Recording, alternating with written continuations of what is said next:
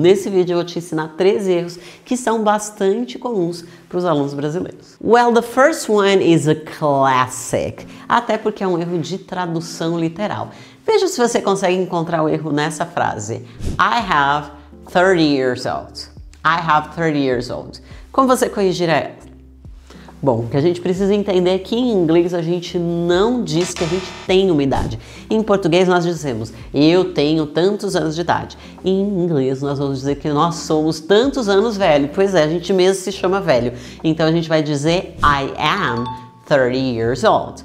I am 30 years old. E tem mais um detalhe, que geralmente ou a gente vai falar somente o número, I am 30, ou você vai dizer years old. E nunca vamos dizer apenas a palavra years ou 30 years, porque sempre vai dar a impressão que você está falando de um período de tempo e não de uma idade. I am married with João. In that case, we're not going to use the preposition with. Nesse caso, a gente não vai usar a preposição with. Em inglês, quando a gente é casado, a gente é married to. Repete aí.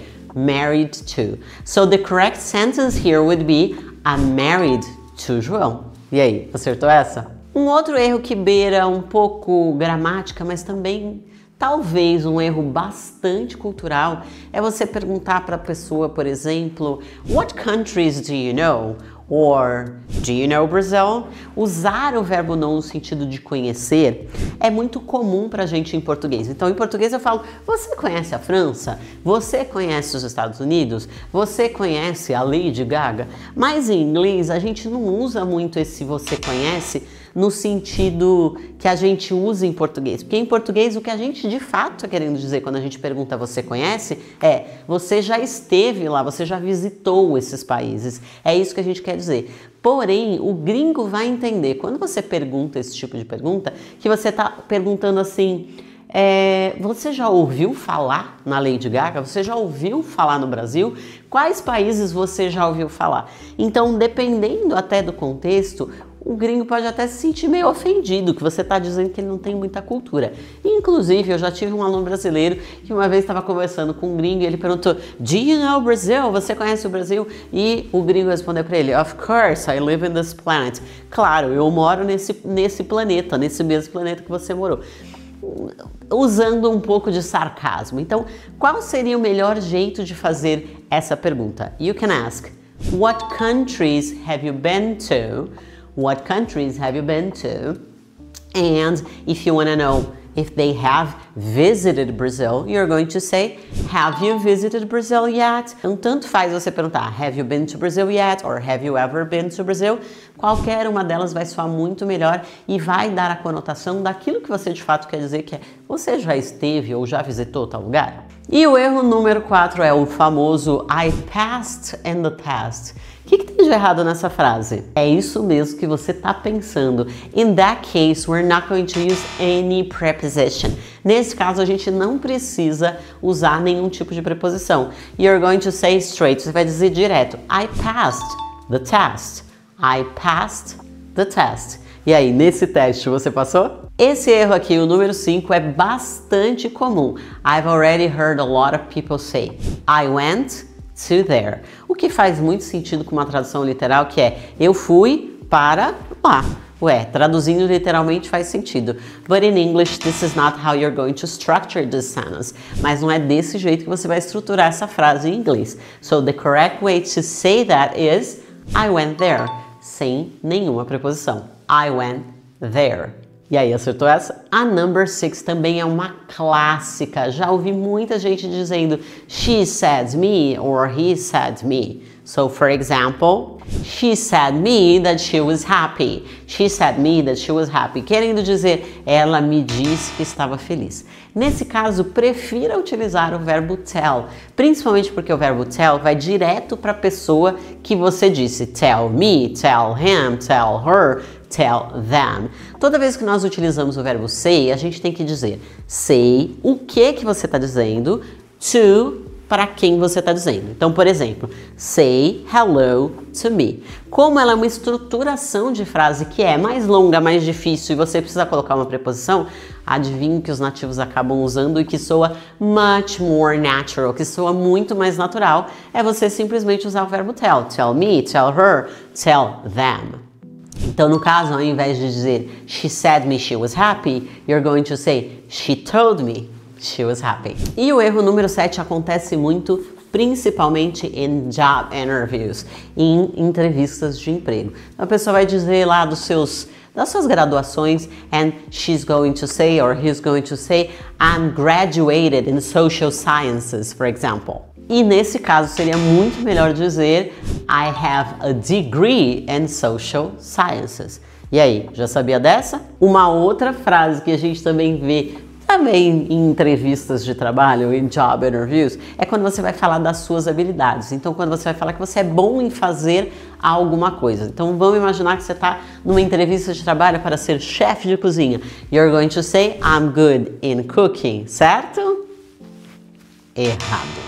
You're going to say, I'm good at cooking. Quando você é bom em alguma coisa, em inglês a expressão é to be good at. Então a preposição aqui no caso é at. E aí, sabia dessa? A number 9 também é bastante comum quando a gente quer falar de alguma habilidade, alguma coisa que vai acontecer lá no futuro.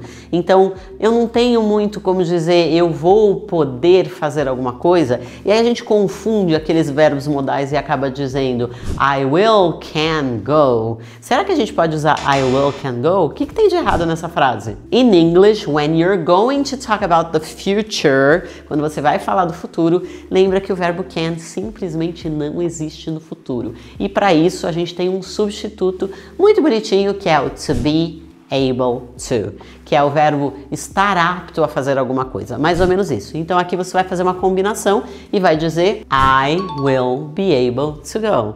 I will be able to go e não I will can go. Agora eu tenho ainda mais alguns erros para te explicar aqui, porém eu quero saber se você quer a continuação desse vídeo, que é a parte 2. Na verdade a parte 2 e a parte 3, porque aí eu posso trazer os erros de pronúncia que são bastante comuns para alunos brasileiros e também os erros culturais que nós acabamos fazendo nas nossas viagens. Se você quer a parte 2 e a parte 3, digita aqui embaixo nos comentários, quero parte 2 e parte 3. Agora vamos para a frase número 10. Eu escutei isso aqui um outro dia na aula. I'm thinking to go. O que tem de errado nessa frase? What's wrong with this sentence?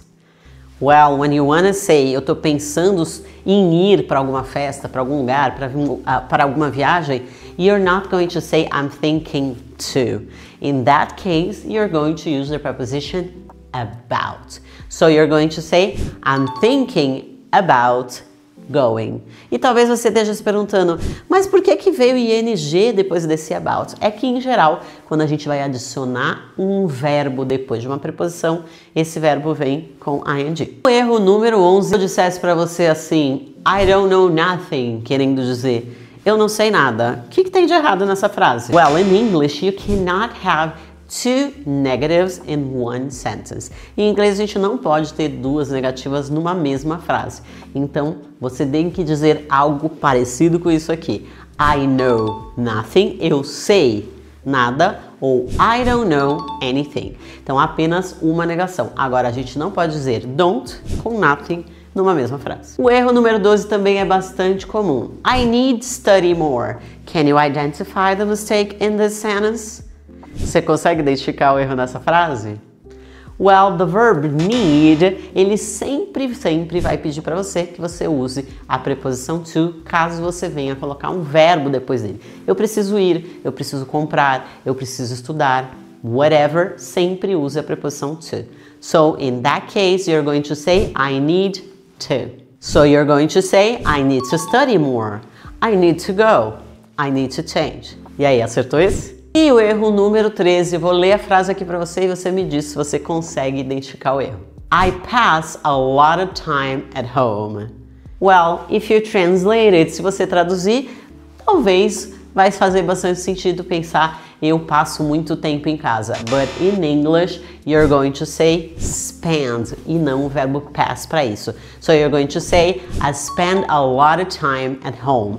I spend a lot of time at home. E toda vez que você for passar tempo com alguém, passar um feriado, passar uma festa, you're always going to use spend. E se você ficou aqui até agora, não esquece, tira a mãozinha do bolso, deixa seu joinha e ó, ajuda a tia. Se eu tô aqui para te ajudar, você também pode contribuir com R$0 apenas se inscrevendo no canal. Afinal de contas, nós estamos rumo a 1 milhão de seguidores.